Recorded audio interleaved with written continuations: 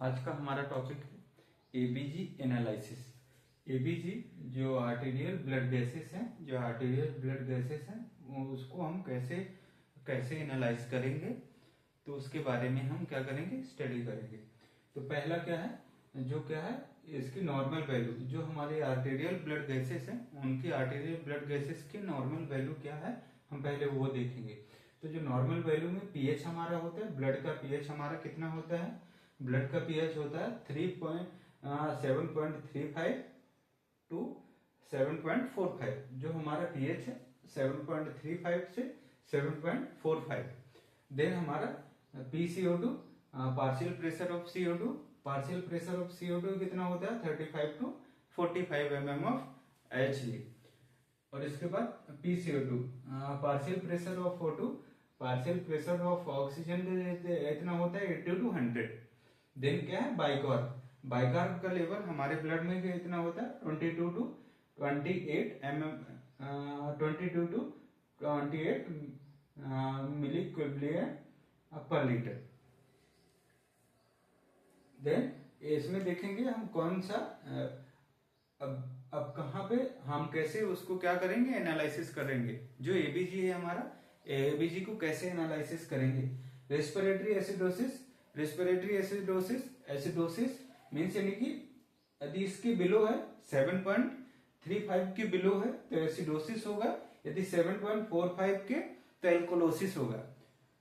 तो यहाँ पे देखेंगे रेस्पिरेटरी एसिडोसिस में क्या होता है, पीएच एसिडोसिस है तो हमारा क्या होगा, पीएच क्या है, नॉर्मल रेंज से बिलो रहेगा।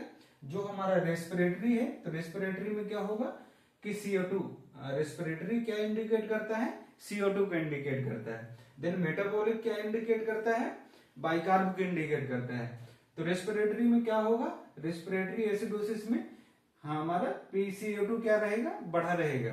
PCO2 बढ़ा रहेगा तो PCO2 हमारी किडनी जो है, तो किडनी कंपनसेट करने के लिए ECO2 को पीएच को बढ़ाने के लिए हमारी क्या करेगी, बाइकार्ब को, जो किडनी है हमारी वो बाइकार्ब को क्या करेगी, बढ़ाएगी। कंपनसेशन मैकेनिज्म में हमारी जो किडनी है वो क्या करेगी, बाइकार्ब लेवल को बढ़ाएगी, तो क्या होगा, हमारा पीएच बढ़ेगा। ये क्या हो गया, रेस्पिरेटरी एसिडोसिस।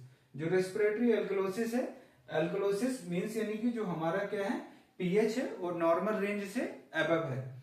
पीएच हमारा क्या है, ज्यादा है, 7.45 से हमारा पीएच हमारा ज्यादा रहेगा। और रेस्पिरेटरी एल्कोलोसिस है तो एल्कोलोसिस में क्या रहेगा, जो हमारा PCO2 है, PCO2 क्या रहेगा, या नॉर्मल रेंज से, जो हमारा PCO2 है नॉर्मल रेंज से बिलो रहेगा, मीन्स यानी कि 35 से बिलो रहेगा। देन बिलो रहेगा।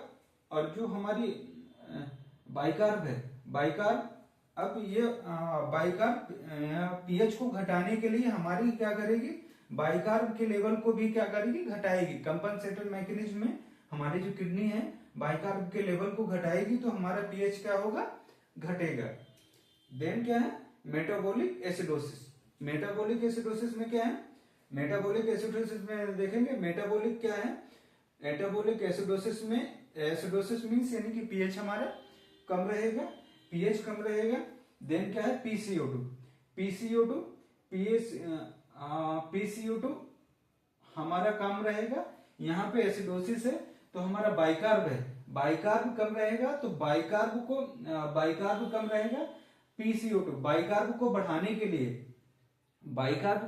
के लिए कंपनसेशन के लिए, कंपनसेशन में क्या करेगा, हमारा जो PCO2 है, PCO2 क्या होगा, कम होगा, तो हमारा बाइकार्ब का लेवल बढ़ेगा।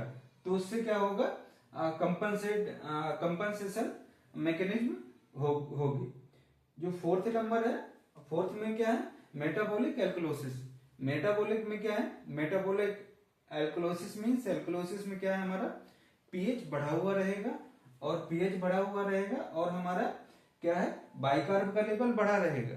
बाइकार्ब का लेवल बढ़ा रहेगा तो बाइकार्ब के लेवल को घटाने के लिए हमारा PCO2 क्या होगा, बढ़ेगा। बाइकार्ब के लेवल को घटाने के लिए हमारा जो लंग्स है वो लंग्स क्या करेंगे, कंपनसेशन में वो हमारे PCO2 के लेवल को क्या करेंगे, बढ़ाएंगे। तो ये हमारी क्या हो गई, ये हमारे क्या हो गए एबीजी एनालिसिस। एबीजी एनालिसिस में हम यही करते हैं, हमारी जो नॉर्मल वैल्यू है, पीएच की नॉर्मल वैल्यू है 7.35 टू 7.45, PCO2 का लेवल है 35 टू 45, PO2 का लेवल है 80 टू 100, बाइकार्ब का लेवल है 20 टू 28। तो रेस्पिरेटरी एसिडोसिस में यदि हमारा पीएच है, पीएच हमारा जो नॉर्मल वैल्यू से यदि बिलो है, यदि जो हमारा पीएच है वो नॉर्मल वैल्यू से बिलो है तो उसको क्या बोलते हैं, एसिडोसिस बोलते हैं। यदि नॉर्मल वैल्यू से अबव है तो उसको क्या बोलते हैं, अल्कोलोसिस बोलते हैं। तो रेस्पिरेटरी एसिडोसिस में क्या होता है, रेस्पिरेटरी एसिडोसिस में एसिडोसिस मींस एसिडोसिस है तो वो क्या हो गया, वो पीएच कम रहेगा, तो यहाँ पे क्या रहेगा, पीएच कम रहेगा। देन रेस्पिरेटरी एसिडोसिस में हमारा जो PCO2 है, PCO2 का लेवल क्या रहेगा, वो नॉर्मल रेंज से ज्यादा रहेगा। और क्या है, बाइकार्ब का लेवल ज्यादा रहेगा। बाइकार्ब का लेवल ज्यादा क्यों रहेगा, जब हमारा PCO2 को घटाने के लिए, कंपनसेट करने के लिए हमारा बाइकार्ब क्या रहेगा, बाइकार्ब बढ़ेगा। बाइकार्ब बढ़ेगा तो हमारा PCO2 क्या होगा, घटेगा। रेस्पिरेटरी एल्कोलोसिस में हमारा पीएच बढ़ेगा, एल्कोलोसिस है तो पीएच बढ़ेगा। और यहाँ पे क्या रहता है, PCO2 कम रहता है। इसको बढ़ाने के लिए हमारी किडनी क्या करेगी, बाइकार्ब को कम करेगी। PCO2 को बढ़ाने के लिए, क्योंकि ये कम है, ये नॉर्मल रेंज में लाने के लिए ये क्या करता है, हमारे किडनी है वो बाइकार्ब के लेवल को कम करती है। देन मेटाबॉलिक एसिडोसिस है। मेटाबॉलिक एसिडोसिस में क्या है, मेटाबॉलिक एसिडोसिस हमारा क्या रहेगा, जो पीएच है वो हमारा कम रहेगा, और पीएच कम रहेगा और हमारा बाइकार्ब क्या रहेगा, कम रहेगा, जो नॉर्मल रेंज से कम रहेगा। बाइकार्ब कम है, बाइकार्ब को बढ़ाने के लिए हमारे जो लंग्स है वो क्या करेंगे, PCO2 के लेवल को कम करेंगे, तो हमारा बाइकार्ब बढ़ेगा कंपनसेशन के लिए। देन मेटाबॉलिक एल्कोलोसिस में क्या होता है, मेटाबॉलिक एल्कोलोसिस में हमारा पीएच क्या है, बढ़ेगा, बाइकार्ब भी बढ़ेगा। बाइकार्ब को घटाने के लिए हमारे लंग्स, जो रेस्पिरेटरी ट्रैक्ट है वो क्या करेगा, बाइकार्ब को बढ़ाएगा, PCO2 को बढ़ाएगा, तो बाइकार्ब हमारा नॉर्मल रेंज में आ जाएगा। ये हमारा हो गया एबीजी एनालिसिस। यदि एबीजी एनालिसिस में यदि किसी को भी कुछ दिक्कत है या प्रॉब्लम है तो कमेंट बॉक्स में जाकर के कमेंट करें। Thank you.